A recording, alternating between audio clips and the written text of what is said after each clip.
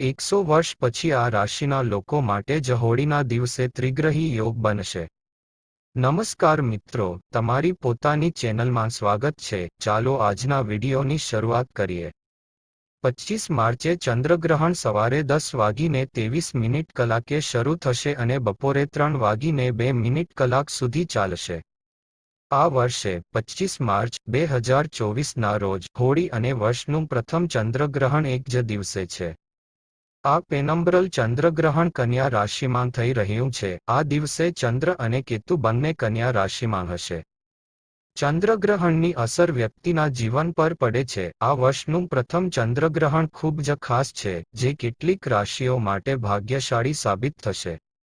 Hindu calendar મુજબ ફાલ્ગુન પૂર્ણિમાના દિવસે હોળીનો તહેવાર ખૂબ જ ધામધૂમથી ઉજવવામાં આવે છે. સમગ્ર દેશમાં હોળીની ઉજવણી કરવામાં આવે છે. આ વર્ષે હોળીનો તહેવાર 25 માર્ચે ઉજવવામાં આવશે. વર્ષનું પ્રથમ ચંદ્રગ્રહણ પણ આ દિવસે થશે. 100 વર્ષ બાદ હોળીના દિવસે ચંદ્રગ્રહણ થવા જઈ રહ્યું છે. હોળીના દિવસે કુંભ રાશિમાં સૂર્ય, બુધ અને શનિનો ત્રિગ્રહી યોગ બનશે. આ સાથે જ મીન રાશિમાં ગુરુ અને શુક્રના સંયોગથી શુભ યોગ પણ બની રહ્યો છે. શુક્ર પોતાના ઉચ્ચ રાશિમાં હોવાને કારણે માલવ્ય યોગ બની રહ્યો છે અને ગુરુ પોતાની રાશિમાં હોવાને કારણે હંસ રાજયોગ બની રહ્યો છે. આ ચંદ્રગ્રહણની અસર તમામ રાશિના લોકો પર જોવા મળશે. આ સમયગાળા દરમિયાન કેટલીક રાશિઓને સૌથી વધુ લાભ મળશે. વહાલા મિત્રો, વિડીયોમાં આગળ વધતા પહેલા હું તમને બધાને વિનંતી કરું છું કે જો તમે પણ ઈચ્છો છો કે ભગવાન શિવ અને માતા પાર્વતીના આશીર્વાદ તમારા પર રહે, તો આ વિડીયોને લાઈક કરો અને સબસ્ક્રાઇબ કરો. બેલ નોટિફિકેશનને અચૂક દબાવો જેથી કરીને તમે અમારા આવનારા વિડીયોની સૂચના મેળવનાર પ્રથમ વ્યક્તિ બની શકો છો. તો ચાલો જાણીએ માર્ચ મહિનામાં ચંદ્રગ્રહણનું મહત્વ અને કઈ રાશિના જાતકોને નોકરી અને વ્યવસાયમાં ફાયદો થશે. નંબર 1, મેષ. હોળી પર વર્ષ 2024નું પ્રથમ ચંદ્રગ્રહણ મેષ રાશિના લોકો માટે ખૂબ જ ભાગ્યશાળી સાબિત થવાનું છે. આ સમય દરમિયાન તમારા લાંબા સમયથી અટકેલા કામ પૂર્ણ થશે. મેષ રાશિના જાતકોને કારકિર્દીમાં સફળતા મળશે. વેપાર માટે પણ આ સમય ઘણો લાભદાયક રહેશે. વેપારમાં તમને સારો નફો જોવા મળશે. વેપાર અથવા નોકરીમાં લાભ માટે તમે જે યોજનાઓ પર કામ કરી રહ્યા છો તે ગતિ મેળવશે. સફળતા તરફ આગળ વધશે. જૂના રોકાણથી તમને ફાયદો થશે. સંતાન તરફથી તમને સારા સમાચાર મળી શકે છે. બિનજરૂરી ખર્ચાઓ પર નિયંત્રણ રાખવામાં સફળતા મળશે. પરિવારમાં ખુશીઓ આવશે. જમીન, મકાન અને વાહન ખરીદી શકશો. ગુરુ મીન રાશિમાં છે પરંતુ આ વર્ષે મેષ રાશિમાં સંક્રમણ કરશે. આવી સ્થિતિમાં હવેથી મેષ રાશિના લોકો માટે સુખ સમૃદ્ધિના દ્વાર ખુલશે. નોકરીમાં પ્રમોશન થઈ શકે છે. વેપારમાં પણ પ્રગતિ થશે. તો ચાલો હવે આગળની રાશિ તરફ આગળ વધીએ જે વૃષભ છે અને ચાલો જાણીએ કે આ રાશિવાળાને ચંદ્રગ્રહણથી કેટલો ફાયદો થશે. નંબર 2, વૃષભ. ત્રિગ્રહી વાળા લોકો માટે સારા દિવસોની શરૂઆત થાય છે. વૃષભ રાશિમાં યોગ છે કારણ કે આ યોગ તમારી સંક્રમણ કુંડળીના બીજા ભાવમાં બની રહ્યો છે. ત્રીજું ઘર કર્મનું સ્થાન માનવામાં આવે છે. તેથી આ સમયે તમારે કામ અને વ્યવસાયની ચિંતા કરવી જોઈએ. તમને સારા સમાચાર મળી શકે છે. સાથે જ તમારી બિઝનેસ સંબંધિત યોજનાઓ સફળ થશે. નોકરી કરતા લોકોને તેમના કાર્યસ્થળ પર નવી પ્રમોશન મળી શકે છે. આ સમયે નોકરિયાત લોકોને તે મળી શકે છે. ઉપરાંત જુનિયર અને સિનિયર સારી રીતે મળી શકે છે. આ સમયે તમને તમારા પિતાનો સહયોગ મળશે. વૃષભ રાશિના લોકો પર ચંદ્રગ્રહણની શુભ અસર પડશે. ઘરમાં સુખ શાંતિનું વાતાવરણ રહેશે. પરીક્ષાની તૈયારી કરી રહેલા વિદ્યાર્થીઓને સારા સમાચાર મળશે. કામના સંબંધમાં વિદેશ પ્રવાસ પણ સફળ થશે. રોજગારની નવી તકો મળશે. કારકિર્દીમાં ઉન્નતિની તક મળશે અને બેંક બેલેન્સ પણ વધશે.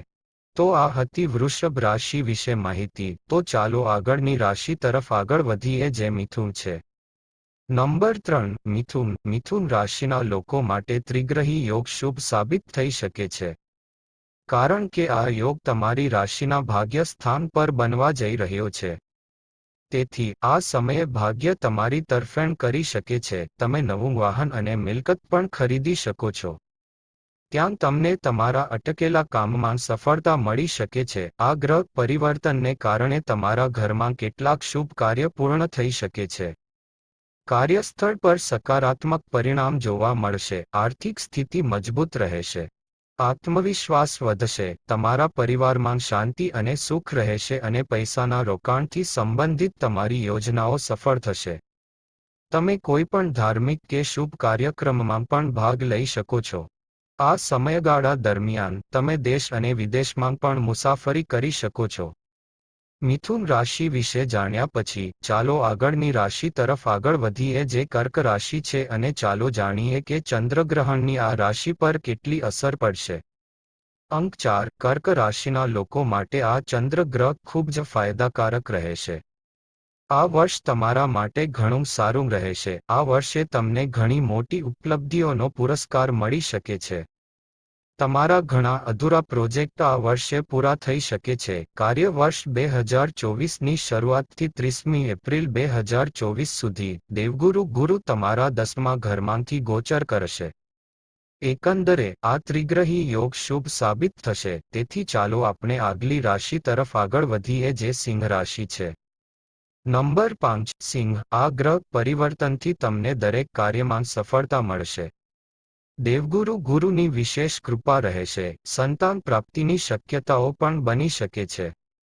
નોકરી અને વ્યવસાય માટે આ સંક્રમણ શુભ છે. સિંહ રાશિ વિશે જાણ્યા પછી ચાલો હવે આગળની રાશિ તરફ જઈએ જે કન્યા રાશિ છે અને જાણીએ કે કન્યા રાશિ પર ચંદ્રગ્રહણની અસર સારી રહેશે. ઓહ ખરાબ. નંબર 6 કન્યા. કન્યા રાશિના ઉર્ધ્વ ગૃહમાં ગ્રહણ દોષ બની રહ્યો છે. આવી સ્થિતિમાં આ રાશિના લોકોએ સાવધાન રહેવાની જરૂર છે. તમે તમારા સ્વાસ્થ્યને લઈને ખૂબ જ ચિંતિત રહી શકો છો. આ સાથે પૈસા અને અનાજની અછત પણ આવી શકે છે. કામમાં કોઈને કોઈ રીતે અવરોધો આવી શકે છે. તેની સાથે ભૌતિક સુખ સુવિધાઓમાં પણ ઘટાડો થઈ શકે છે. કોઈ કારણસર થોડી યાત્રા કરવી પડી શકે છે. તમે બિનજરૂરી ગૂંચવણોમાં ફસાઈ શકો છો. તો ચાલો આગળની રાશિ તરફ જઈએ જે તુલા રાશિ છે. અંક 7 તુલા. વર્ષનું પ્રથમ ચંદ્રગ્રહણ તુલા રાશિના જાતકો માટે ફાયદાકારક રહેશે. જો તમે કાર કે કોઈ પ્રોપર્ટી ખરીદવા ઈચ્છો છો તો તે પ્લાન જલ્દી પૂર્ણ થઈ જશે. શનિના પ્રભાવને કારણે કરિયરમાં પ્રમોશનની સંભાવના રહેશે. સમાજમાં માન પ્રતિષ્ઠા વધશે. તુલા રાશિના જાતકો માટે આ સમય લાભદાયી સાબિત થશે. સહકર્મીઓનો સહયોગ મળશે. કાર્યક્ષેત્રમાં પ્રગતિની નવી તકો મળશે. આ મહિને તમારું પેન્ડિંગ કામ સાકાર થઈ શકે છે. વ્યાપારીઓને પણ વિશેષ લાભ મળવાની સંભાવના છે. આ સમય દરમિયાન તમે કોઈ નવું કામ શરૂ કરી શકો છો. નાણાકીય લાભ થવાની સંભાવના છે. તુલા રાશિ વિશે જાણ્યા પછી ચાલો આગળ વધીએ. નંબર 8 વૃશ્ચિક. આ ચંદ્રગ્રહ તમારા માટે ફાયદાકારક સાબિત થશે. વર્ષ 2024માં વૃશ્ચિક રાશિના લોકો માટે સમય સાનુકૂળ રહેવાનો છે.